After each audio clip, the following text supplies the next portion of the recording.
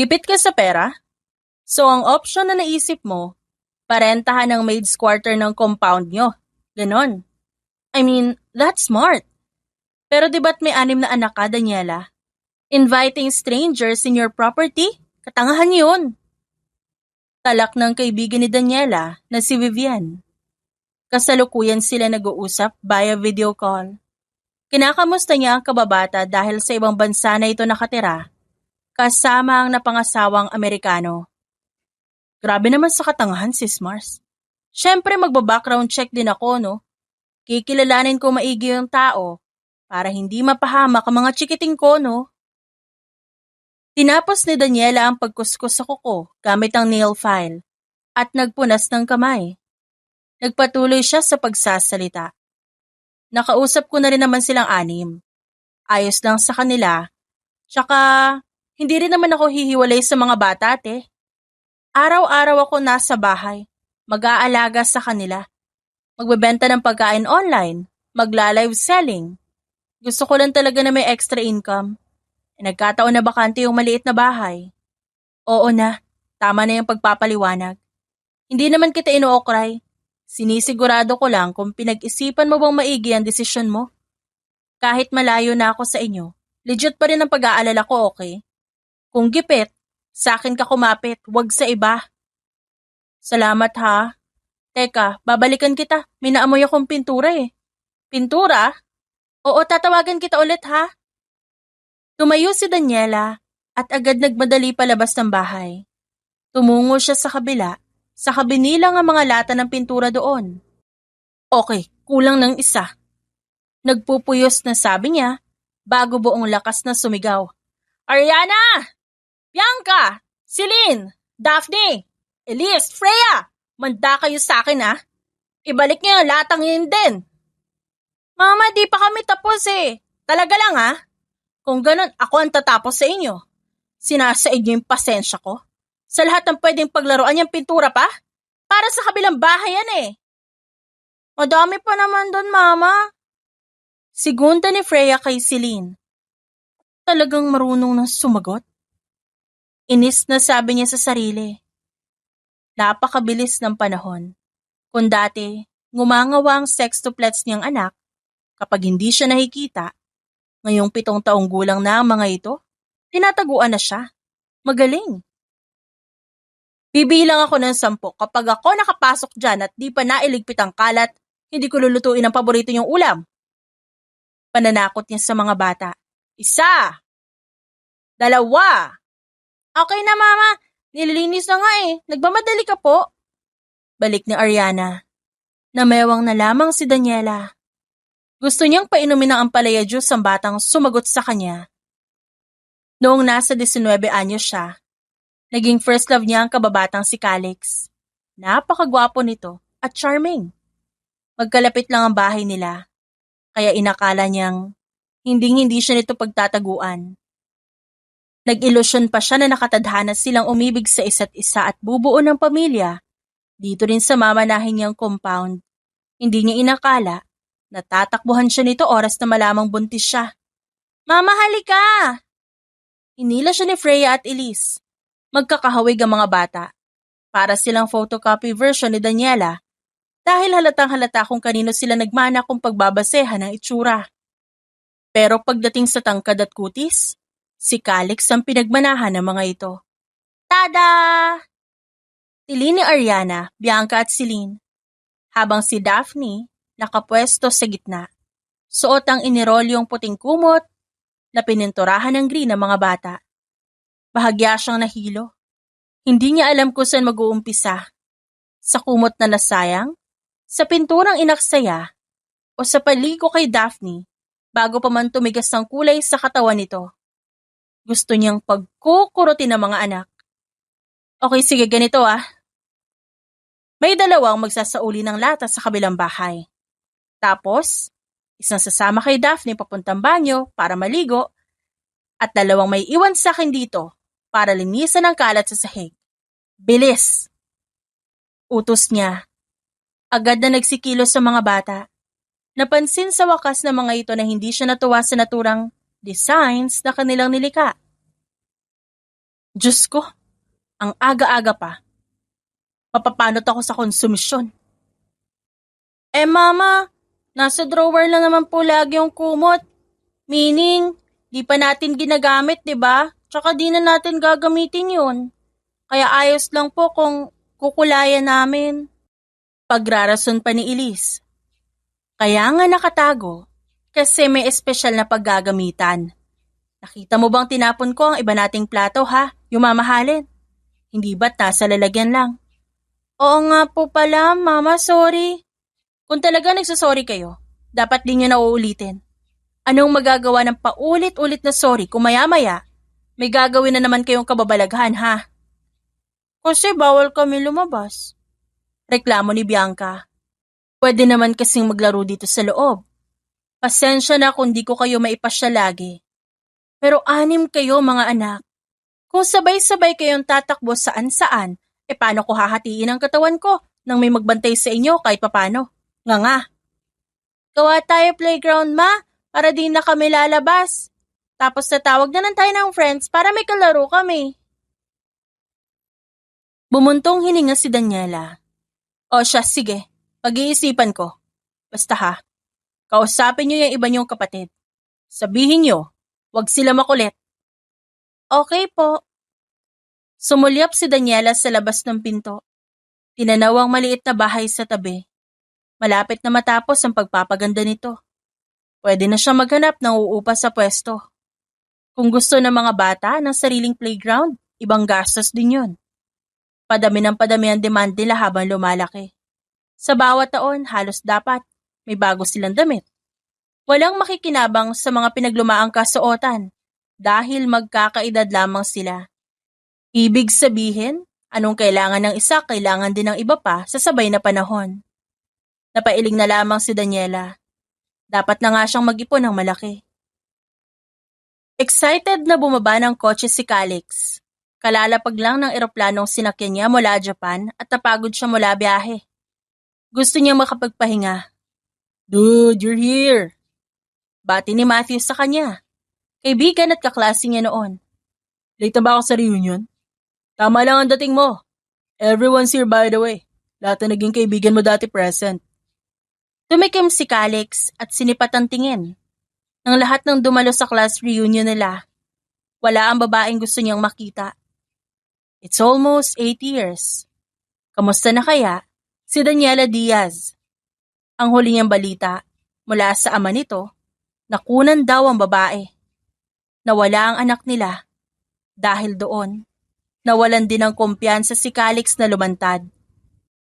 Galit pa rin kaya ito sa kanya? Sino hinahanap mo? Si Daniela ba? Busy yun sa buhay. Kaya malamang di yun dadalo. Sabi ni Matthew. Hindi, si Jerome. Yung kalaro natin sa basketball dati. Bumili sila ng yosi sa labas. Babalik din yun, pare. Tumanda ka ha, pero gwapo pa rin. Natawa siya sa sinabi nito. Oo nga, lumakas ang appeal mo, Calix. Komento ng isang babae. Hindi niya ito makilala pero ngumiti na lamang siya bilang tugon. Marami nang nagbago sa bawat isa. Na-miss ni Calix ang kanilang lugar. Malakas pala ang appeal ha. Susumbong kita kay Jerome, Jazz. Biro ni Matthew. Di sabihin mo, talaga namang kulang sa ligo yung kaibigan mo na yun eh. 2 years na kayong kasal, huli na para magreklamo ka. Naiiling na pinakinggan ni Calix ang kanilang away. Dumating na sa wakas si Jerome at muli, bumalot sa paligid ang masiglang pagbati. Pare, welcome back! Salamat, Jay. Maiba ako. Diba, naibenta na yung bahay niyo? Tanong ni Jerome. Sumigunda naman si Jasmine. Saan ka nga pala titira nito? For now, sa hotel muna. Pero hahanap ako ng malilipatan. Gusto ko magrenta ng maliit na bahay. Doon ako titira hanggang maayos ko yung pagbili ulit ng lupa at bahay namin. Why rent? Mayaman ka naman na. Sa mga hotels, may amenities na may enjoy mo like swimming pool, jacuzzi, breakfast buffet, customer service. Hindi naman kasi cost-effective yun. 1 week at a prestigious hotel. 1 buwang renta na ng bahay dito sa atin. Kasama na rin ang bayad sa ilaw at kuryente. Pati na rin tubig. Anyway, Kilala niyo ba kung sino may-ari ng bahay namin dati? I want to get in touch with them as soon as possible. Matagal ang hinintay niya bago ganap na matapos sa pagkuha sa masteral degree ang nakababata niyang kapatid na si Russell. Ang totoo, wala siyang balak na mag-handle ng kumpanya. Pero dahil siya ang panganay, kinailangan niyang umabante at pangunahan ang pagsasaayos ng negosyong iniwan ng kanilang papa. Ilang taon siyang nagpabalik-balik sa iba't ibang bansa para lang masecure ang funding na kakailanganin sa phase 2 ng kanilang bagong produkto. Ngayong si Russell na ang hahalilis sa kanya, wala itong ibang poproblemahin kundi gumaya sa nakasanayan niyang gawin araw-araw. Hindi na nito kailangan magmakaawa sa mga kliyente o maging sipsip sa ibang tao para magkaroon ng pondo. Calix was happy to endure the hard work, basta't komportabling uupo si Russell sa posisyon. Ngayong malaya na siyang gawin ang lahat ng gusto, mas magaan sa kanyang puso. Negosyante ka nga, masinop sa pera. I can spend money on food, jewelry or property. Yun talagang pangangailangan. O di naman kaya may long-term na benefit. I'd rather enjoy tangible materials kasi permanente sila, kesa sa serbisyo na pwede ko namang gawin para sa sarili ko. Iba ang self-sufficient sa taong maluho. Ito ang disiplina ni Calix sa buhay, na hindi niya kailanman babaliin. Totoo yan. Well, tungkol sa sinabi mo, wala eh. Wala kaming kilala na may pinarerentahang bahay. Marami na kasi nakatira sa syudad, kaya malabong may aabutan ka pang maganda sa panahon ngayon. Weekend ni Matthew. Yan din na iniisip ko. Habang tumatagal, dumarami ang tao rito. Dati lang may mga espasyo pa doon sa likod ng simbahan. Nadaanan ko kanina, wala na. Napuno na ng mga bahay.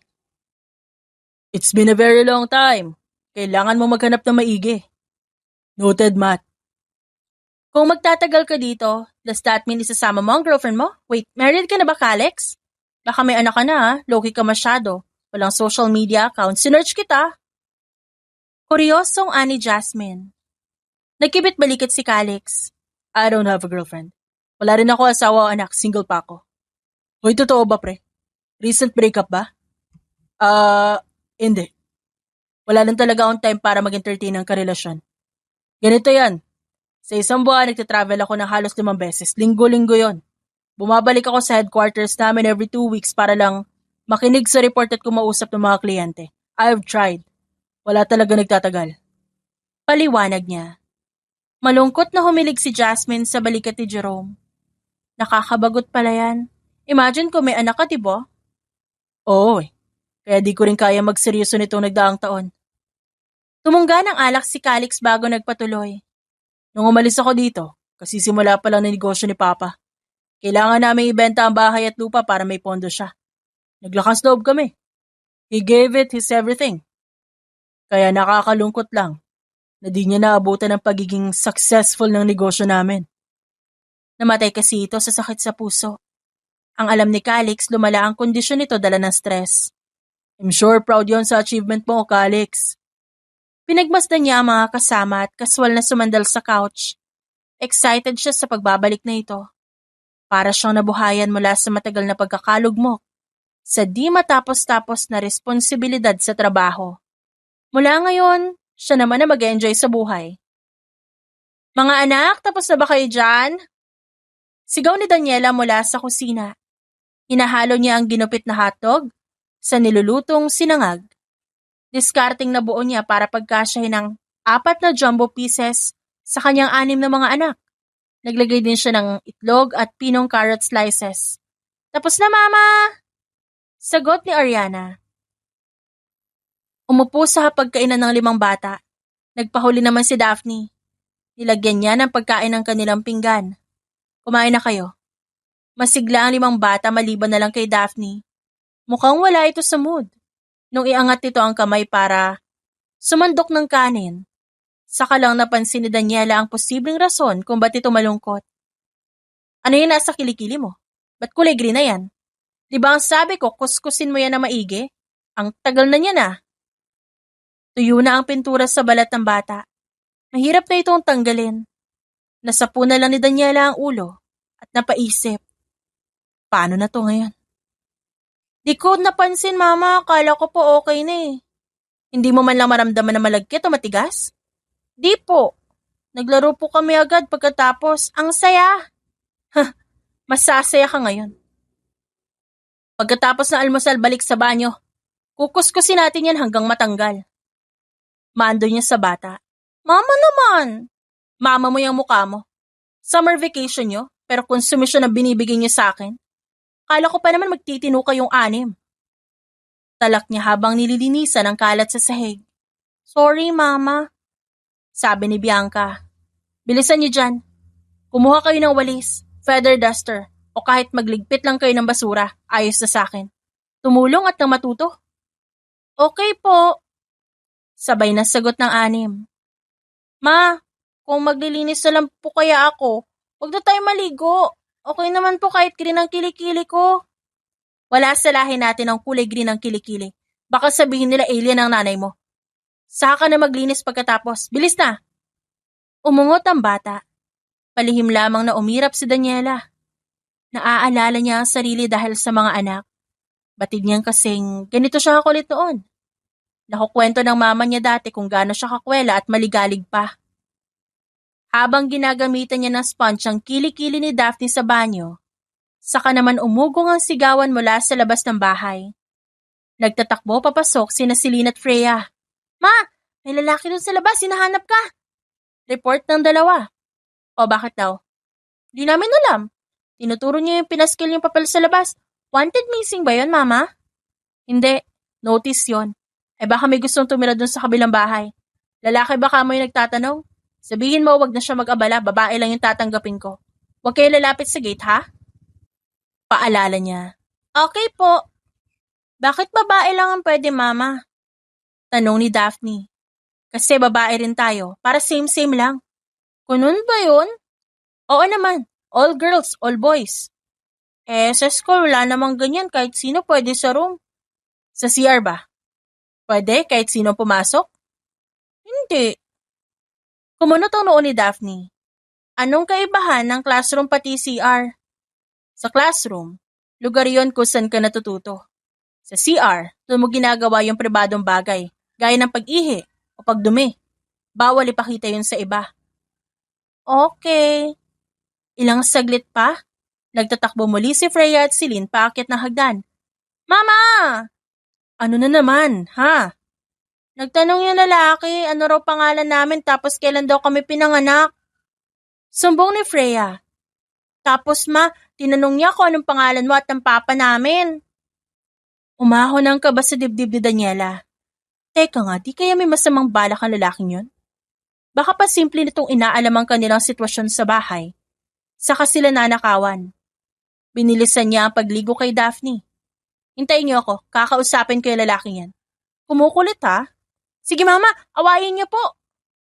Himok ng mga bata sa kanya. Talagang aawayin ko yan. Sino ba siya para mamilit sa atin ha? Nagtatanong pa kung sinong papa niyo? Aba talaga naman. Kahit basa ang laylayan ng kanyang duster, kumuha pa rin siya ng walis at inangat ang sleeves ng damit. Sumugod siya sa gate. Hoy! Ano sadya mo sa mga bata, ha?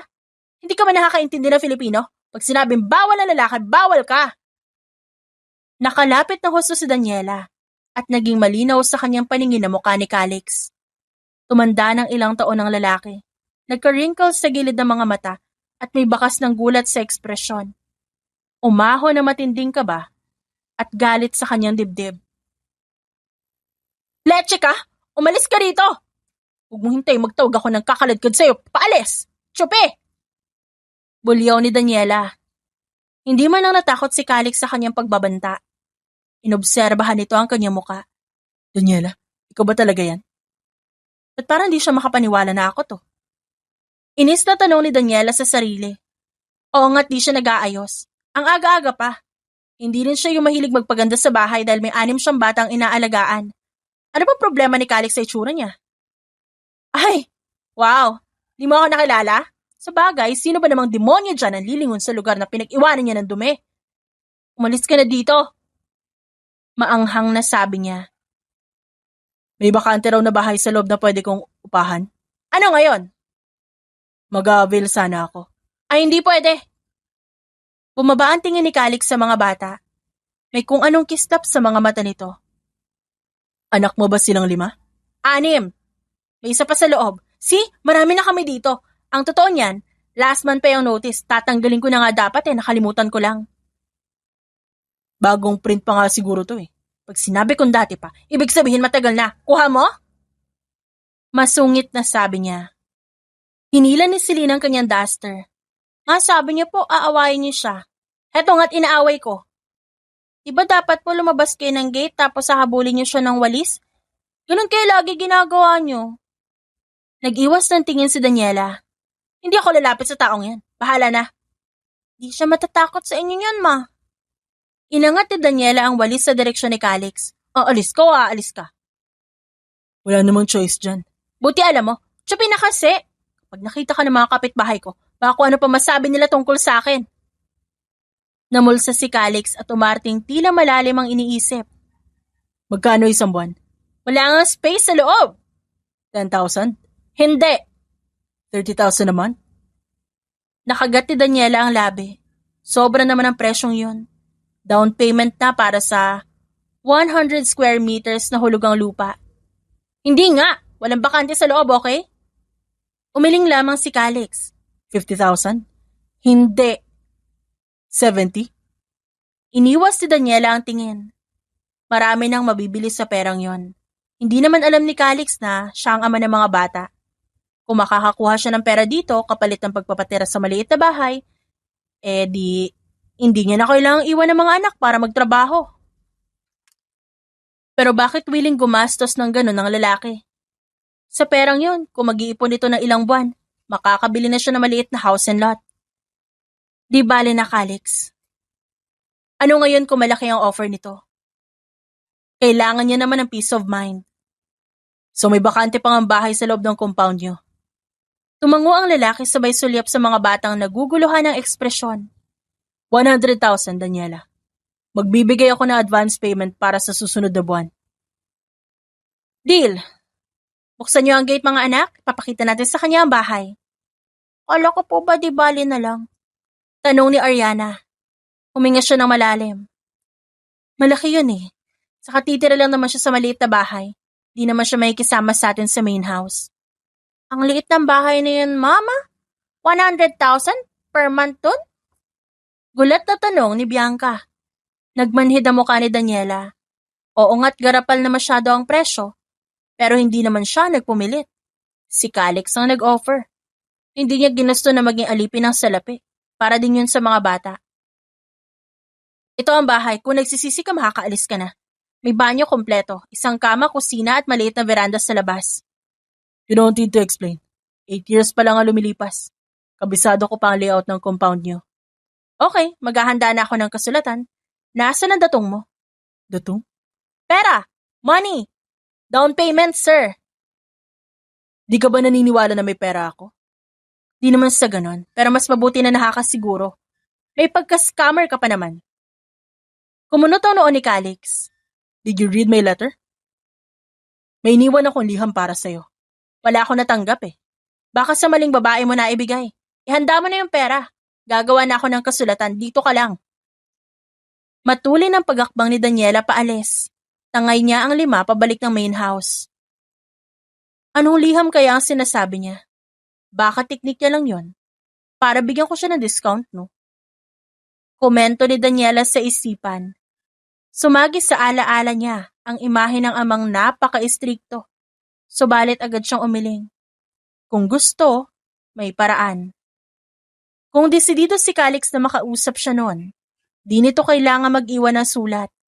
Ngayon, tumibay tuloy ang kagustuhan niyang gatasan ng lalaki hanggang sa huling piso. Ako nagpalaki at nag-alaga sa anak namin. Wala man lang siyang sustento. Dapat lang nasingiling ko siya. Pagdedesisyon ni Daniela. Ma, kilala niyo po yung lalaking yon? Ano itatawag namin sa kanya? Tanong ni Bianca. Tito Calix ang itawag niyo sa kanya, okay? Huwag kayo masyadong naglalalapit doon. Di pa natin siya lubos na kilala. Matagal na nung huli ko siya nakausap sa personal, kaya di natin sure ang ugali niya. Sabi niya sa mga bata. Okay po, Mama. Ma, nawala na yung pintura. Pagbida ni Daphne sa kilikili nito, nakahinga siya ng maluwag. Mabuti naman kung ganon. Sige na, maglinis na tayo tapos pwede na kayo maglaro pagkatapos, okay ba? Sige po, Mama! Sagot ng anim.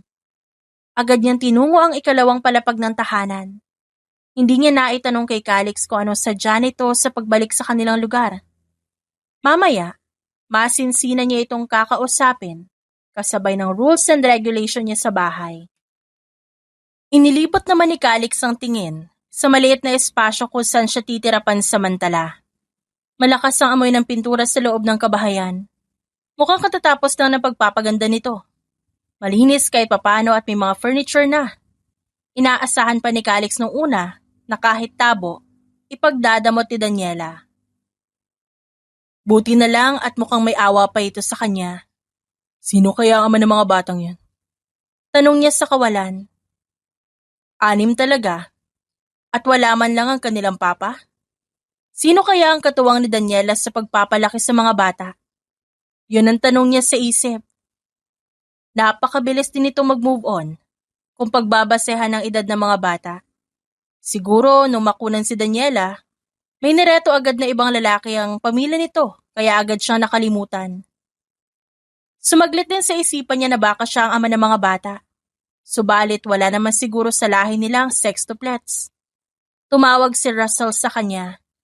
Kinagabihan habang inaayos ni Calix sa mga gamit sa bago niyang titirhan. The most rational thing to do is wait for the agreement.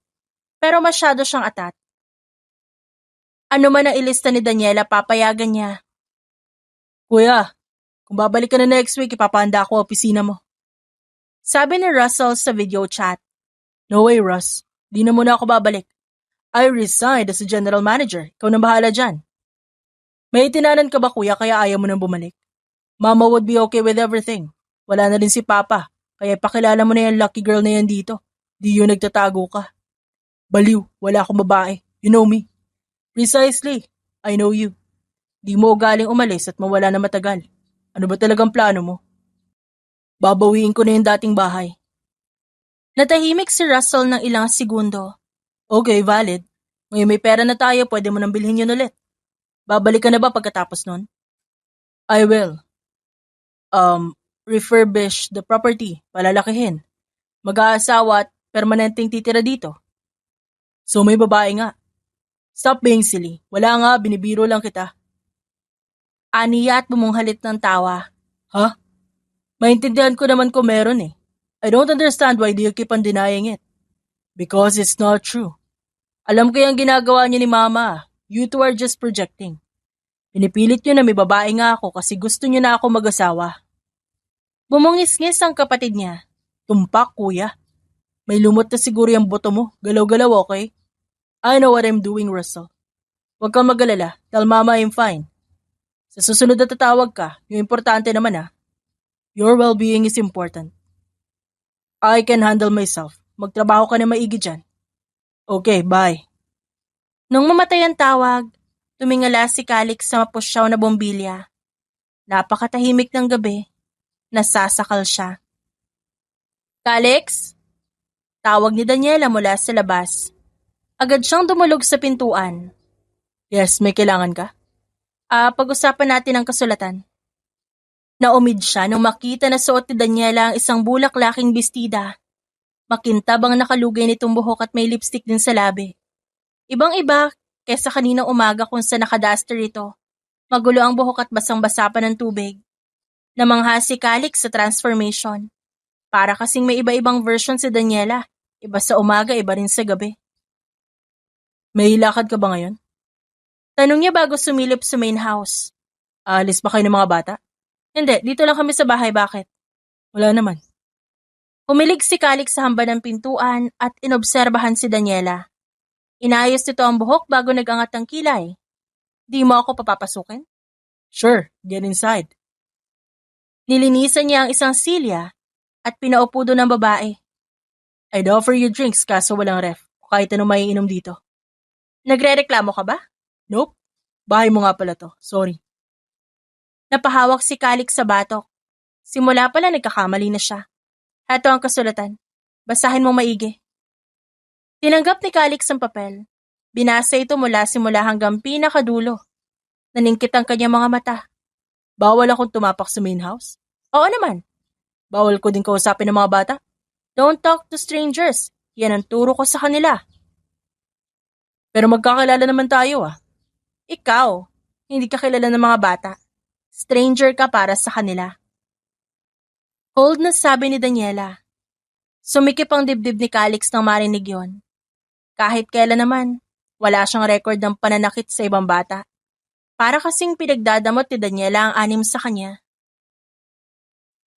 Anak sila ni Daniela at wala siyang karapatan doon.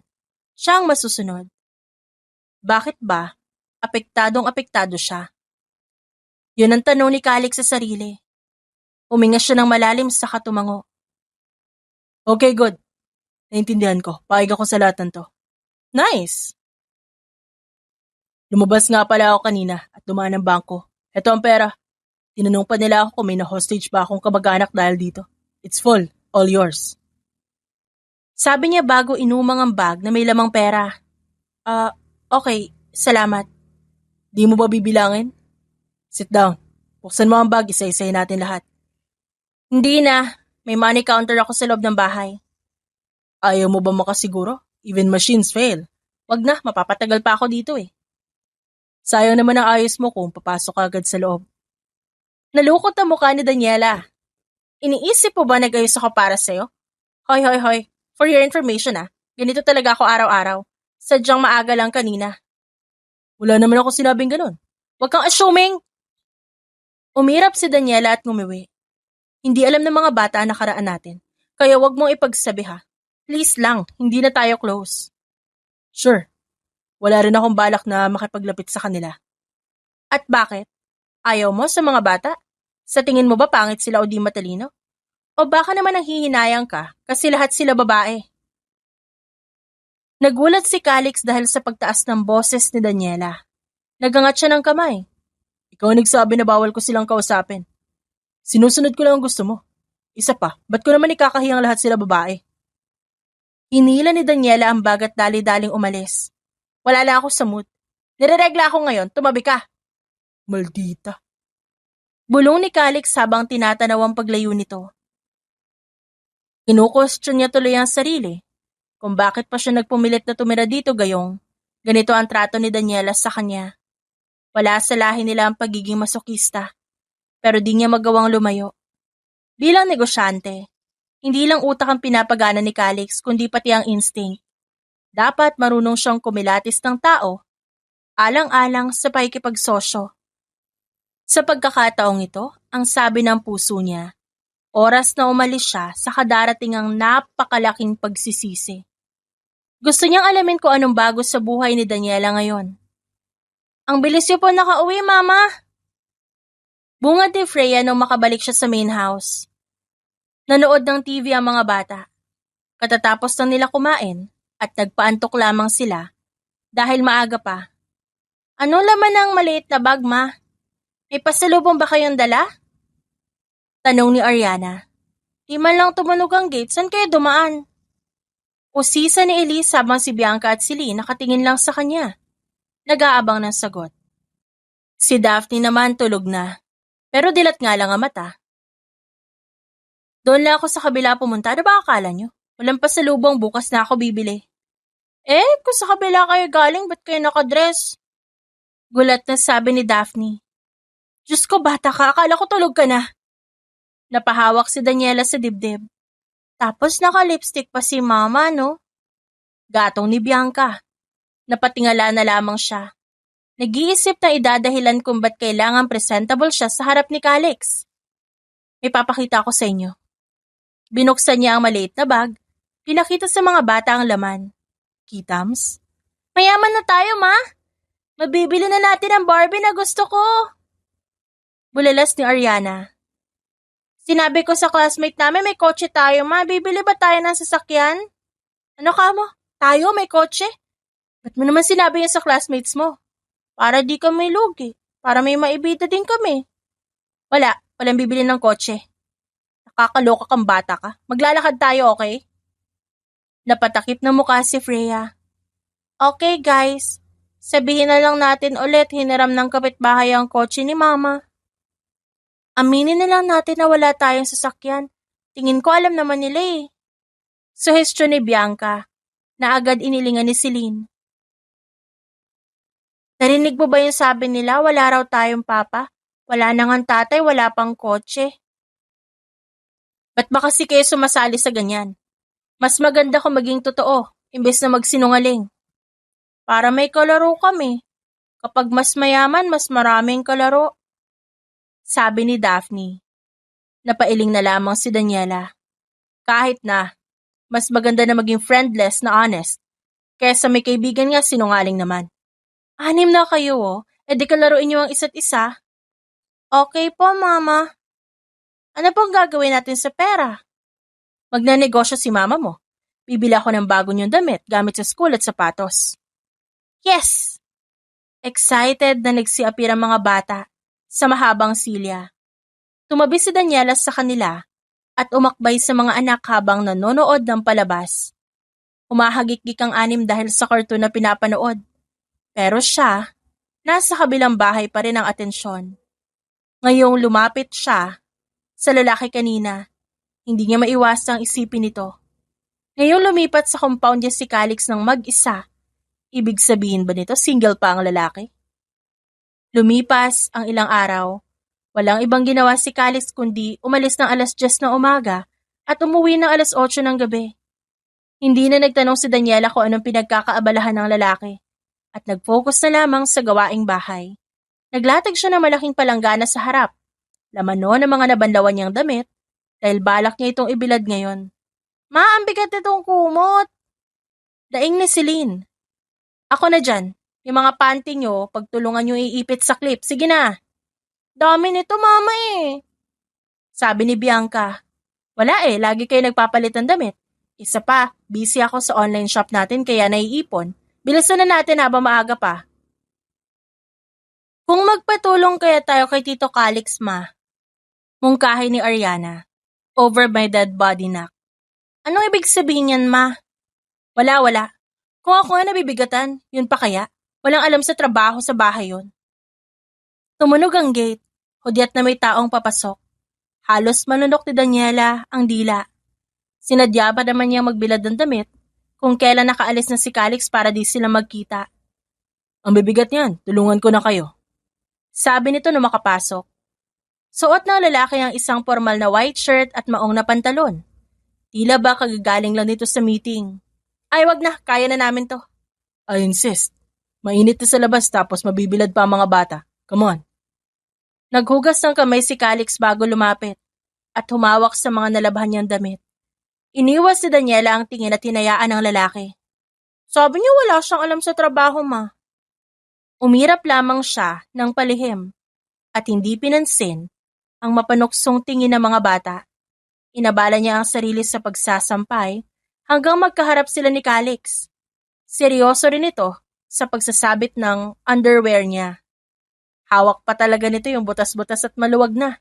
Ay wait, nandyan pa pala yan? Itatapon ko na dapat yan akin na. Sabi niya sa lalaki. Mukhang magagamit pa naman. Yung mga ganito ang pinaka-komportableng suotin sa lahat. Yung halos di mo naramdam. Mainit sa Pinas, di ba? Sinasabi mo bang gustong-gusto ko na nahahanginan ng private part ko? Nagangat ng kilay si Calix at sumulyap sa mga bata. Nandyan sila. Mag-ingat ka naman sa sinasabi mo. Sumimangot siya at hindi ito pinansin. Tumawa si Calix kaya pumunta rito ang kanyang atensyon. Nasa iyo pala to. Yung akin, naiwan kina Mama eh. Lagi ako nagtatravel kaya di ko na madala. Baka maiwan kasi. Sabi nito habang pinapagpag ang couple shirt nila noon. Isa itong brown na t-shirt na may teddy bear na guhit sa gitna. Sa likod may numero ng birthday at apelyido ni Calix. Lumamig ang mukha ni Daniela. Basahan namin yan. In good condition pa after almost 8 years. Maalaga kasi kami. Okay. Oo, tapos ayoko rin mag-aksaya. Kaya kahit ayoko sa may-ari, gagamitin ko pa rin. Dagdag niya. Hindi umimik si Calix. Tila ba di siya nito narinig, kaya mas lalo siyang naalarma. Di kaya iniisip nito dun di pa siya nakaka-move on? Patulong ako nitong kumot, Daniela. Malapad kasi ito. Baka sumayad sa baba. kung ako lang magbubuhat. Agad siyang kumilos para daluhan to. 1, 2, 3. Mabilis nilang naipatong sa sampayan ang mabigat na kumot. Nagsipasok na sa bahay ang anim dahil sa matinding init. Kaya sila na lamang ni Calix ang naiwan sa labas. Gusto mo bang magmerienda? Tinulungan mo kasi ako sa pagsasampay. Di ko matatanggihan yan Nagugutom din kasi ako Sige. May extra ka pa bang tsinelas sa loob ng bahay? Yung kakasya sa akin. Nagangat siya ng kilay. Sino ba kasing nagsabi na papasok ka? Padadalhan na lang kita ng niluto kong hotcake. Bumalik ka na doon sa bahay mo. Kumibot ang labi ni Calix. Tuluyan na ito napangiti kaya kahit si Daniela, napatawa sa sinabi. Tumunog ang telepono ng lalaki. Teka, sasagutin ko lang. Hello, Jasmine. Gusto mo ng kasama? Alright, I'll do it. Umikot ang mga mata ni Daniela. Nagpagpag siya ng paa sa rug. May gagawin pa ako, Jas. I'll call you later. Sure. Pinigilan siya ni Calix. Papasok ka na ba? Itong mga batya, tulungan na kita magpasok nito. Wag na. Naalala ko nga pala ubos na yung hotcake namin. 6 kasi yung anak ko, alam mo na. Di ka naman siguro magkukulang sa pagkain. Bumili ka na lang sa labas. Umawang ang bibig ni Calix. What do you mean? Kanina lang may naka-reserve na sa akin tapos ngayon biglang nawala. Sorry. Bawi ako next time. I know that next time is not going to happen. Bulong ng lalaki nang hindi niya pinansin. Pumasok siya sa bahay. Sinalubong ang mga bata na magdadala sana ng isang pinggang merienda kay Calix. Hep hep, akin na pala to. Di po natin bibigyan si Tito Calix, ma? Okay sana, Daphne, kaso may kamitap na yung tito nyo at doon daw siya kakain. Kaya tayo na lang ang uubos. Sayang naman. Matitikman niya pa sana ang ultra sarap yummy hotcake ni Mama. Natikman niya na ang ultra sarap yummy hotcake ko, okay? Nanawa na yata siya. Matabang na sabi niya bago inumpisahang kainin ang kanilang snacks. But, I think Daniela is going crazy. Patagal ng patagal nagiging maldita. Ano magagawa mo? Galit pa nga hanggang ngayon dahil sa'yo. Alam mo ang papa nun. Sigurado ako di umabot sa kanya yung letter na sinulat mo. Okay, kasalanan ko na umalis ako. Pero kasi akala ko makakabalik din ako agad I'm at fault. Pero ayaw niya kasi akong kausapin na maayos. Gusto ko pa naman sana na magkabati kami. Para saan pa? Because I want to do what's right. Ayoko naman tumanda kami na may galit sa isa't isa. Isa pa single siya ngayon. Naibuga ni Matthew ang iniinom na alak. So yun ang pinakadahilan. Kahit pa may 6 siyang anak? Right. Kilala mo ba kung sinong ama nila? Hindi Pero kung pagbabasehan ng taon, siyang pag-alis mo, saka sila'y pinagbuntis. Kasi 9 months after that, sinilang silang 6 Napahawak si Calix sa dibdib. Seryoso ka? Ba't naman kita bibiruin? Naging kaibigan ko rin si Daniela, okay? Di ko siya gagawa ng kwento basta-basta. Pero syempre, di rin ako 100% na sigurado. Ganito na lang. Ba't di ka magsagawa ng DNA test? Sextuplet sila pare. May test mo lang isa, malalaman mo agad ang resulta sa natitirang 5. Napaisip si Calix. Matagal niya na nga ito gustong gawin. Mula pa nung unang araw na makita niya ang mga bata sa gate. Napaka-pamilyar sa kanya ng mga mata nila. Katulad yon ang sa kanya. Pero hanggat walang sinasabi si Daniela, wala siyang karapatang umangkin sa mga bata. Takot din siya magkamali. Oras na maalibadbaran si Daniela, pwede siya nitong paalisin. Hanap ako ng paraan. Good. Wala mawawala kung susubukan mo. Basta maging malinaw ka lang kay Daniela.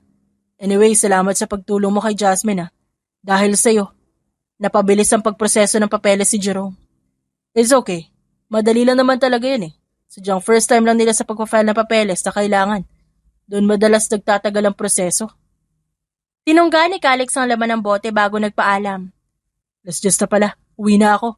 Baka magising ang mga bata kung maingay ang gate. Para na kayo isang happy family ni Daniela dun sa compound nila. Magkano renta mo? Mura lang. Bulong niya. Good. Mas maganda nga yan kaysa magstay ka sa hotel. Natawa na lamang si Calix habang siya'y paalis. Nung makarating siya sa bahay, una niya napansin na kapatay ang ilaw sa buong kabahayan. Nagtaka si Calix. Brownout ba? Lumapit siya sa gate at nakita na putol ang kadena. May gumamit ng cutter para buksan ang harang. Nawala ang epekto ng alak sa kanyang sistema. Tinulak niya ng bahagya ang gate habang nagdadial ng numero sa kanyang phone. Nagtawag siya ng pulis bago sumugod sa main house. Magnanakaw ka, bitiwan mo ako! Sigaw ni Daniela. Sinundan ni Calix ang ingay. Kumuha siya ng kutsilyo nang mapadaan sa kusina bago tumuloy sa ikalawang palapag ng bahay. Naaninag niya ang isang armadong lalaki sa tulong ng liwanag mula sa bintana ng silid ni Daniela. Tinututukan ito ng baril ang babae habang abala sa pagkakalkal ng gamit sa drawer. Ilabas mo na lahat ngayon din. Huwag mo akong pagtataguan ng pera, makakatikim ka sa akin. Oo na! Ubarin mo yung damit mo. Gumapang si Calix hanggang makalapit siya sa kalaban. Sinunggaban niya ito at mabilis na inundayan ng saksak sa balikat. Calix! Baka mabaril ka! Sigaw ni Daniela. Punta mo mga bata! Lumabas kayo ngayon din! Utos niya habang nakikipagbuno sa magnanakaw. Sige! Inagaw ng kalaban ang kanyang kutsilyo. Pinigilan ito ni Calix. Nakaramdam siya ng sakit sa kanang braso, pero tiniis niya hanggang makadakma siya ng baril. Mabilis niya itong inangat at tinutok sa kamay ng lalaki. Nagpakawala siya ng 2 bala. Putrages! Sino ka ba ha? Palahaw ng magnanakaw. Hindi sumagot si Calix. Bumukas sa wakas ang ilaw. Kumuha siya ng scarf mula sa lalagyan ng damit ni Daniela at tinali ang magnanakaw. Kinulong niya ito sa silid bago bumaba. Calix! Nasugatan ka! Umiiyak na sabi ni Daniela. Nandiyan na yung mga pulis. Ayos na ako. Kumusta ang mga bata? Hindi sila napuruhan. Dumiretso sa kwarto ko ang lalaking yun na para bang kabisado niya ang layout ng bahay. Calix, alam niyo kung nasa ng breaker. Dumilim tuloy ang buong kabahayan. Niyakap niya si Daniela ng napakahigpit. Hindi ito kumawala sa kanya kaya napangiti siya. Buti na lang at hindi ito nasugatan. Salamat. Pwede kang umalis pero sumaklolo ka sa amin. Wala yan. Hindi, pwede mo ikamatay yun eh. Ganito na lang, babawi ako sa'yo, hindi na kita pagsusungitan, promise. May ibang paraan pa naman dyan. Huwag mo na ipilit yan kung labag sa loob mo. Alam kong galit ka pa rin sa akin. Anong pwede kong gawin? Bumaba ang mga otoridad dala ang magnanakaw. Dumilim ang mukha ni Calix. Sisiguraduhin niya na mananagot ang lalaking yon. Pero bago yan, sumulyap siya sa mga batang nakamasid bago hinarap muli si Daniela. I want a DNA test. Para sa akin at sa 6 na bata. Umawang ang bibig ni Daniela. Hindi ito makapagsalita sa kanyang request. Malikot ang mga mata ng babae at nangangatal pa ang labi. May sagot na sa puso ni Calix pero parang walang takas si Daniela. Kailangan niyang may patunay. Itutuloy niya ang test oras na pumayag ito. Sir ma'am, sumama po kayo sa estasyon para sa pagsasampa na reklamo at pag-file na report. Sabi ng isang pulis. Tumango si Calix at dahan-dahang umakbay kay Daniela. Lalayan kita. Alam kong gulat ka pa rin sa nangyari. Ha? Ikaw kaya may sugat sa ating dalawa? Ilang tahi lang yan, ayos na agad. Isang ngiti ang sumilay sa labi ni Calix. Kumalma si Daniela. Humilig ito sa kanyang dibdib sabay tango. Tila tumangkad naman siya dahil sa pagiging proud. Lumingon siya sa mga bata at tumango sa kanila. Kunot noong kumaway ang 6 kaya natawa si Calix. Huwag kayo mag-alala, ilang linggo lang magkakaalaman din ang lahat. Natuklasan ni Daniela na anak pala ng karpinterong madalas na nag-aayos sa kanyang compound ang lalaking nagnakaw sa kanya. Madalas itong sumasama sa ama kapag mabigat ang trabaho, kaya naging pamilyar dito ang layout ng kanyang tahanan. Inakala ng lalaki na mag-isa siya at ang mga bata. Hindi kumalat sa kanilang lugar ang pagpapaupa niya ng bahay dahil agad itong nasikir ni Calix. Dagdag pa na maagang umalis at umuwi ang lalaki, kaya di ito namumukaan ng mga kapitbahay niya. Pasensya na, kung sinamahan ko na lang sana kayo dito tuwing umaga. Hindi akalain ng iba na mag-isa ka lang. Paghingi ni Calix ng dispensa. May importante ka rin namang ginagawa tuwing umaga, di ba? Oo, di mo pa siguro alam na bala kong bilhin ulit yung bahay at lupa namin dati. Napatango si Daniela. Maganda yan. Kumusta? Pwede na umpisa ng pagpapaayos ng bahay sa susunod na buwan. Congrats! Lilipat ka na ba doon pagkatapos? Depende. Depende kung ano magiging resulta ng DNA test. Napakurap si Daniela. Desidido ka pa rin talaga dyan, ha? Oo naman. Ang sabi kasi sa akin ng papa mo, nakunan ka. Pero may kutob ako na anak ko silang 6. Siguro lokso ng dugo ang tawag dito. O baka naman pagiging ambisyoso. But I feel like it's true. Lumamig ang sikmura ni Daniela. Hindi ako nakuna nun. Pinagpatuloy ko ang pagbubuntis kahit pa umalis ka ng walang paalam. Dumungaw si Calix sa balkonahe ng bahay at umiling. Umalis ako nun kasi sabi ni Papa, may tsansa na yayaman kami. Kailangan niya ng tulong ko sa startup business niya. Kaya sumunod ako sa ibang bansa. Binenta namin ang bahay at tupa para may pondo. Well, you're pregnant at ayaw sa akin ng papa mo. Dahil masyado pa tayong bata. Naisip ko kapag yumaman na kami, edi wala nang problema kung magsasama na tayo. Hindi mo sinabi sa akin. Kung yan man ang balak mo, wala kang binabahagi. Sinarili mo lang? Siguro kasi wala ka talagang balak na panagutan ako. Siguro nga. Kasi Daniela, natakot din ako eh. Hindi ko alam kung anong susunod na gagawin, kung ano ang dapat. Kaya nung sabihin ng papa na magtatrabaho kami abroad, sumunod ako. Pero bago yun, nag-iwan ako ng letter sa'yo. Ang sabi ko, hintayin mo ang pagbabalik namin. Na bago pa man mailuwal si baby, narito na ulit ako sa Pinas.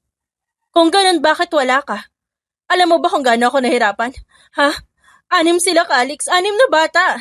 Hindi mo alam kung anong gulat ang naramdaman ko nung malaman ko ilan sila. Natakot din ako pero tinuloy ko pa rin. So ako nga ang ama nila. Huminga ng malalim ang lalaki. Naitikom ni Daniela ang bibig at pinagmasdan kung paano manginig ang kamay ni Calix. Ang dami. Di ko man lang alam. Bakit di mo ako tinawagan? Bakit di mo ako hinanap? Tinawagan ko ang papa mo. Noong araw na makatapak ako ng Pilipinas, tinawagan niya din ako pabalik, Daniela. Sinabi ko na handa na kitang harapin. Meron na akong hustong ipon noon. Pwede na tayo magsama pero ang sabi ng papa mo nakunan ka. Na wala ang anak natin dala ng stress mo. At dahil doon, galit na galit ka sa akin. Di ko kaya magpakita sa'yo noon. Nahigit niya ang paghinga. Tumingala siya sa langit at gustong tanungin ang kanyang ama kung ba't ito nagawa yun. Noon pa man, hindi na boto ang papa niya kay Calix. Inisip siguro nito na sapat na ang mamanahan niyang compound at pera para maging komportable ang buhay nilang mag-iina. Malayo naman yun sa katotohanan dahil napakahirap na alagaan ang 6 na bata. Kinailangan niyang mag-hire ng katulong sa unang 3 taon para masabayan ang mga anak. Kinapo siya sa gatas, inulan ng lampi na basa. Walang araw na hindi siya amoy suka ng bata. Lahat yon nakaya ni Daniela. Ngunit hindi ibig sabihin yun na ang dapat. Kung handa si Calix na makihati sa hirap, mainam yun, kesa mag-isa niyang pasan-pasan ang lahat. Bakit ipinagkait yun sa kanya? Sana di ka na lang bumalik. Calix, anong gagawin ko ngayon nandito ka? Makikihati ka sa mga bata porque malalaki na sila? Kukunin mo ba sila sa akin dahil mas may pera ka at may impluwensya ka? Ganun ba? Di ko gagawin yun. Tiniis ko nga ang pagmamaldita mo eh. Ba't ko gagawin yun? Tiga mo naman ako, please. Ayoko. Huminga siya ng malalim at umira para patigilin ng luha. Sino yun, Jasmine? May kikilalanin bang ibang mama yung mga anak ko? Hindi ako papayag ah. Huwag ka na lang magpakilala sa kanila kung gano'n ang mangyayari. Di ko sila inalagaan para lang kumilala ng ibang nanay-nanayan dyan, Calix. Classmate ko noon si Jasmine. Asawa ni Jerome, naalala mo? Nagpatulong sila sa pag-aasikaso ng papeles sa pag-a-abroad. Wala akong babae, Daniela. Wala akong pake kung magkaroon ka ng babae. Ang akin lang, ako lang dapat ang mama nila. Kuha mo? Lumapit si Calix. Umatras si Daniela. Sinamaan ito ng tingin. Diyan ka lang. Anong ibig mo sabihin? May karapatan ka sa mga bata dahil anak mo sila. Aasahan nila ang suporta mo. Lilinawin ko lang ha. Kaya ko silang itawid sa pag-aaral o sa pangkain araw-araw. Ang punto ko lang, kung may paraan naman para maging komportable ang buhay nila, edi hahayaan ko. Kahit pa mapilitan akong tiisin ka araw-araw, sige lang. Basta ba hindi sila magkulang sa kahit ano at makakaya mong ibigay lahat ng gusto nila? Wait, paano tayo? Namamaos na tanong ni Calix. Daniela naman. Wala kang pakialam sa opinion ko noon, di ba? Umalis ka ayon sa gusto mo kasi yun lang ang dapat masunod. Congrats! Manawa ka dyan sa success mo. Pero nung pinili mo yon, nang di ako kinukonsulta, tapos na tayo. Wala na akong obligasyon sa'yo at ganun ka rin sa akin. Sa susunod na makita mo ko ninanakawan, hayaan mo na lang ako gaya ng ginawa mong pag-iwan sa akin noon. Umalis siya bago pa man lumala ang sitwasyon. Napahilamos siya ng palad at pagod na sumandal sa pinto ng kanyang silid. Hindi niya alam kung paano haharapin ang mga bata at kung paano ipapaalam sa kanila ang lahat. Naiintindihan niya ang dahilan ni Calix, pero hindi ibig sabihin nun tanggap niya ito. Pinili ng lalaki kung ano makabubuti para sa sarili kaya sa ngayon, uunahin din ni Daniela ang kanyang peace of mind. Hindi na siya magpapaapekto kay Calix. Parang di naman po. Sagot ng batang si Ariana nung magpaliwanag si Calix sa harapan ng mga bata kasama si Daniela. Anong hindi? Ang layo po di tayo magkamuka. Oo nga, mas kamukha namin si Mama. Segunda ni Freya. Maganda si mama niyo. Kung naging magkamukha tayo, di magsisisi kayo kasi mukhang lalaki. Imbes na babae, di ba? Galit pa ba sa inyo si Mama? Kasi kung galit siya, di kami magiging close sa inyo. Sabi ni Daphne. Bakit naman? Kasi mas love namin si Mama. Di ka po namin kilala masyado Naumid si Calix. Uminom naman ng juice. Si Daniela. Mukhang wala itong balak na tumulong sa kanya. 7 years old pa lang kayo. Marami pa tayong time para magkakilala. Tatangkad pa kayo, magdadalaga. Papasok ng kuleyo, tapos magtatrabaho. Magiging present ako dyan bilang katuwang na mama niyo, okay? Ano po ang itatawag namin sa inyo? Tanong ni Bianca. Tumingin si Calix kay Daniela. Hinihintay ang sasabihin nito. Nagangat ng kilay ang babae. Papa ang itawag niya sa kanya. Okay po. Ngumiti siya at di na kinulit pa si Daniela. Di na rin naulit ang pagsulyap nito sa kanya dahil buong araw, di na dumapo kay Calix sa mga mata ng babae. Kapag may kasalanan kayo kay mama niyo, ano ang madalas niyong ginagawa para makabawi? Tanong niya sa mga anak nung maiwan sila sa sala. Bigyan ng kotse si Mama. Sagot ni Freya. Siya ba talaga may gusto o kayo? Suminghap ang 6 na bata. Paano mo na naman, Papa? Kasi, imposible namang never pa kayo nagkamali kay mama niyo. May kotse ba sa garahe? Wala. Okay. Pero gusto talaga namin ng kotse, Papa. Pag-ungot ni Celine. At bakit? Sino magdadrive? Gayun di marunong si mama niyo. Ikaw na magmaneho, Papa. Yung mahabang kotse, kakasya tayong lahat tapos joyride tayo kahit saan. Suggestion naman ni Elise. Okay, gets. Ano pa? Flowers? Pero di mahilig si Mama dun Dagdag ni Ariana. Ano pa? Yung sigurado kayo natatanggapin niya. Pera talaga, Papa. Gusto niya lang ng pera. Kasi kailangan niyo yun sa paglaki. Pero yung personal na gusto talaga di ko rin alam Ngumuso si Bianca. Tanungin niyo po kaya si Tita Vivian, yung friend ni Mama sa abroad. Baka alam niya. Lagi ba sila nagkakausap? Madalas po about work, buhay-buhay, ganyan. Salamat, Bianca. You're welcome, Papa. Kinagabihan, dumistansya muna si Calix sa mag-iina. Nagpakabit siya ng CCTV sa bakod at mismo labas ng bahay maging sa likod. Mas secured na rin ang lock ng gate. Pumunta siya kay Matthew para tulungan siyang hanapin itong si Vivian online. Hindi naman nagtagal na tuntun niya rin ito. Calix, akala ko ba si Matt ang gustong kumausap sa akin? Bungad ng babae sabay irap. Akmang ibababa nito ang tawag kaya agad siya napasigaw. Wag muna please. Kailangan ko ng tulong mo tungkol kay Daniela Huminto ang babae at nakinig sa kanyang sasabihin. Napapalatak ito pagkatapos. Yan, kasi pareho kayong immature that time. Nabuntis na hindi handa kaya nagkaganon. Actually, hindi ko rin masisisi si Tito Kala niya siguro gusto mo lang makiscore kay Daniela kaya pinutol niya ang ugnayan niyo. Mainit ang dugo nun sa akin, di pa man kami magawa ni Daniela. Yan lang hindi ko magets kay Tito. Masyado siyang strict kay Daniela kaya mas talong nagre-rebelde ang babaitang yun. Mabalik tayo sa gusto mo mangyari. Ang masasabi ko lang, wala akong alam, Calix. Napayuko na lamang siya at pagod na tumango. Okay, salamat pa rin. Hep! Pero may opinion ako. Ano yun? Sa tingin ko ngayon, ang pinakagusto ni Daniela, security. Assurance na kahit anong mangyari, di ka na aalis ulit. Na kahit marami ka ng pera, sa kanila ka pa rin uuwi. Paano ko gagawin yan? Di ko rin alam. Ikaw na mag-isip kung paano mo ipapakita. Basta nasabi ko na kung ano nasa isip ko, ah. Kumaway ang babae bago pinutol ang tawag. Saglit na tumulala si Calix. Sa kawalan bago sumulyap kay Matthew. Kailangan ko ng backup. Ano ibig mo sabihin, pre? Ngumiti lang siya bago hinanap ang numero ni Russell. Agad itong sumagot. Konnichiwa, what's up, brother? Alam mo ba kung ano oras dito, ha? Nakainom ka ba? Yup, kilala mo naman ako. Good mood lang kapag nakainom na. Anyway, ba't ka napatawag? Kung may trouble dyan, magsabi ka lang, ha? Papadala ako mga tauhan natin. Wala, ayos na ako. Di ba gusto niyo makilala ni mama yung babaeng pakakasalan ko? Gagi. Girlfriend lang nung unang sabi ko, pakakasalan na agad. Sino yan? Daniela, yung ex ko, naalala mo? Ah, si Ate Dani. Nahanap mo na pala siya. May 6 kami anak eh. Hindi siya nakunan, Russell. May sextuplets kami. Nagkaroon ng kalabog sa kabilang linya.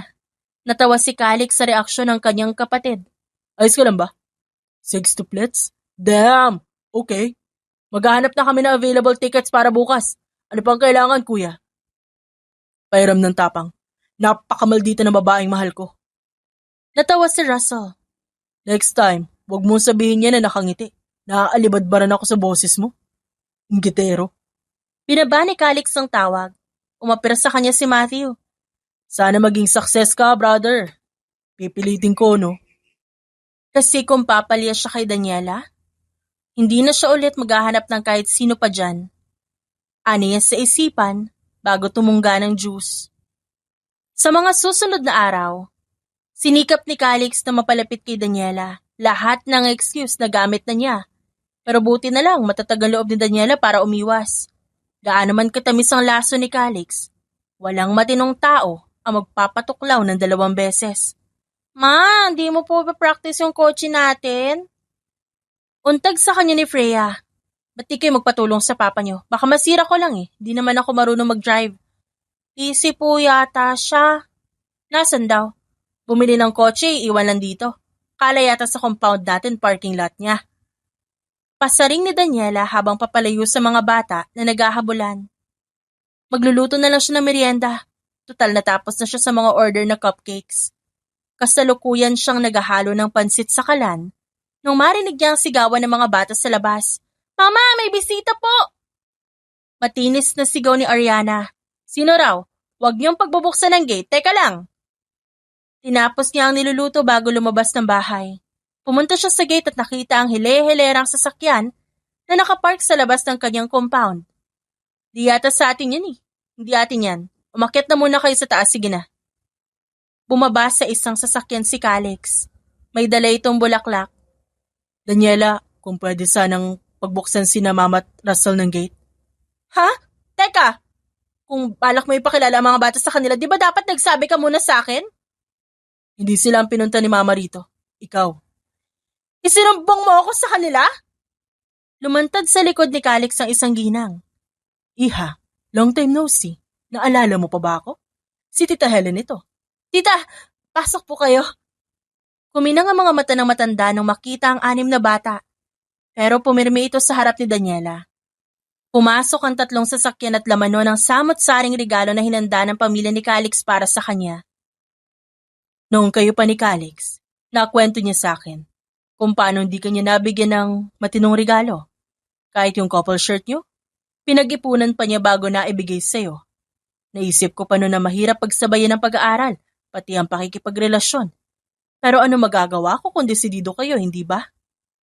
Pagkukwento ni Tita Helen, tumabi rin sa kanila si Russell. Ate Dani, kamusta? Ayos lang. Ba't kaya pala kayo nandito? Gusto ko sanang humiling na isa pang chance sa'yo, Daniela.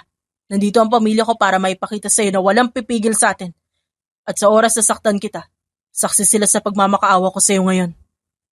Malakas na sabi ni Calix bago ito bumagsak sa sahig upang lumuhod. Mabilis na sinamahan ni Daniela ang lalaki sa sahig. Gulat itong sumenya sa kanya. Madudumihan ka, ako lang dapat ang luluhod. Ano ka ba? Hindi mo kailangan gawin to, okay? Pero totoo ang sinabi mo, Daniela. Di ko tinanong kung anong gusto mo noon. Natawa siya dala ng histeryang nararamdaman. Calix, bata pa tayo noon. Ano bang alam natin sa edad na 19, di ba? Anong pwede kong gawin para mapatawad mo ako? Kahit ano, Daniela. Ginagawa mo lang ba to dala ng konsensya? Kaya ka ba nagkakaganito dahil sa mga bata? Of course not. Mahal pa rin kita hanggang ngayon. Hindi ko makupas. Kung tungkol lang ito sa mga bata, di kita kakahabulin ng ganito. Di ko isasama sina Mama Daniela. Maniwala ka sa akin. Di na mauulit ang nangyari noon. Umiling si Tita Helen. Oras sasaktan ka niya, Daniela. Malalagot sa amin yan. Gumawa pa tayo ng kasulatan ngayon din, Iha. Mas maigi yun. Pakasalan mo ako, Daniela. Nagmamakaawa ako sa'yo. Umawang ang kanyang bibig sa sinabi ni Calix. Inilibot niya ang tingin sa mga kasamahan. Nakikita at naririnig niyo ba ang sinasabi ng lalaking ito? Gusto niyang itanong yun sa lahat. Nag-aalok ka ng kasal ng walang singsing? Agad naglabas ng kahon si Calix mula bulsa nito. Inayos nito ang pagluhod at taimtim na nangako. Kapag naikasal tayo, wala nang atrasan. Magkasama tayo sa hirap at ginhawa, Daniela. Kakampi mo ako kahit saan. Kumalmas sa wakas ang kanyang dibdib. Pinagmasdan niya ang makintab na singsing at pinakiramdaman ng sarili. Umupa na ang marahas na pagpitik ng kanyang puso. Napalitan ng kapayapaan. Tila ba dumating na sa wakas ang matagal niyang pinakahihintay. Malaki ang pananagutan niya sa 6 na anak. Tanggap niya yun ang bukal sa dibdib. Pero paano naman si Calix? Gusto ni Daniela ng taong masasandalan. Sa tuwing pagod siya at di na kayang umabante. Matagal siyang naghintay at kumilatis din ng ibang lalaki pero kahit isa walang pumasa. Napakahirap kalimutan ng taong nagbigay sa kanya ng 6 na supling. May mga araw na ang bigat-bigat ng kanyang pasanin, pero may mga pagkakataon din na napakasigla ng bahay dahil sa tawa ng mga bata. Gusto niya ibahagi kay Calix ang hirap pati na ang saya. Tandaan mo ang araw na to. Ito ang magiging simula natin bilang mag-on ulit. Napasugod si Calix sa kanya. Pinuhat siya nito at patakbong pumasok ng bahay. Mama! Tili ng mga bata mula sa 2 palapag. Salamat, Daniela. Ngumiti lamang siya bilang tugon. Isa pang benepisyo ng pagpapakasal ay ang mabilis sa pagsasaayos ng birth certificate ng 6 na bata. Paano man si Daniela, nandyan si Calix. Stable na ito ngayon at hindi magkukulang sa pinansyal na suporta sa mga anak. Mama, yung cupcakes daw po, i-deliver na. Anunsyo ni Freya. Bilis, tara. Ihatid dati sa client ang order na yan. Pasok sa kotse, guys. Tawag ni Calix. Teka, sila Tita Helen at Russell. Bisita natin sila. Kung isama kaya natin sila sa biyahe, para magkakilala sila ng mga bata. Kakasya ba tayong lahat ng sasakyan? Oo naman. Umalik si Calix sa kanyang noo. Ayos na ba sa'yo? O sige na nga, tara na. Pagkatapos ng delivery, iikot ko kayo sa buong town. Wala ka na bang ibang order na lulutuin, Daniela? Wala na. Pumili tayo ng tinapay habang nag-iikot. May niluto akong pansit. Kainin natin pagbalik. Hawak kamay na lumabas ng bahay silang mag-anak. Bumungad ang malapad ng ngiti ni Tita Helen at ang pagsaludo ni Russell. May lakad ba kayo? May lakad tayo. Tara na, may di-deliver tayo na order. Hawak ng mga bata ang box. Business mo ba to, Ate Dani? Oo, Russell. I-share ko sa page ng domestic account natin, kuya. Para lumayo pa yung reach ng business ni ate. Tanong mo si Daniela kung papayag siya. Ayos lang ba, ate? Tanong ni Russell na nakangiti. Dito lang sa taon ang kaya kong hatiran ng pagkain. Kapag malayo-layo, di na fresh ang order niyan sa pagdating. Let's find another way in the future. Pumalatak si Tita Helen habang kalaro si Freya at si Lynn at Bianca. Gusto ko rin ng business na yan. Hopefully someday, matuto ako sa'yo at magtulungan tayo, Daniela. Aasahan ko po yan, tita. Mama na lang, Iha. Okay po, ma. Lumapad ang ngiti ni Calix habang pinapanood sila. Umiling na lamang siya para itago ang sayang nararamdaman. Kumbinsido na si Daniela na hanggat may pagkukusa ay kayang-kayang makabawi ng tao sa pagkakamaling nagawa. Wala mang individual na perpekto at lahat ay nagkakamali. Bilang naman ang kayang umakos sa nagawa at kayang magpakumbaba. Sila ang higit na magandang kasama dahil pinipilit nilang bumuti at magtanda. Ang buhay, siklo lamang ng pagkakadapa at pagbangon. Importante na sa bawat pagkakabagsak, maiiwan ng di kaaya-ayang bagay at sa pagbangon may dalang bagong kaalaman. Ang karanasan ni Daniela ay nagtuturo na hindi maganda ang pagmamadali. Kapag aligaga ang tao sa desisyon, laging may naiiwan at nakakalimutan. Sa pagkakaroon ng pamilya, dapat sikapin na maging handa dahil ang higit na mahihirapan ay ang mga anak na siyang tatamasan ng buhay na kanilang namulatan. The End.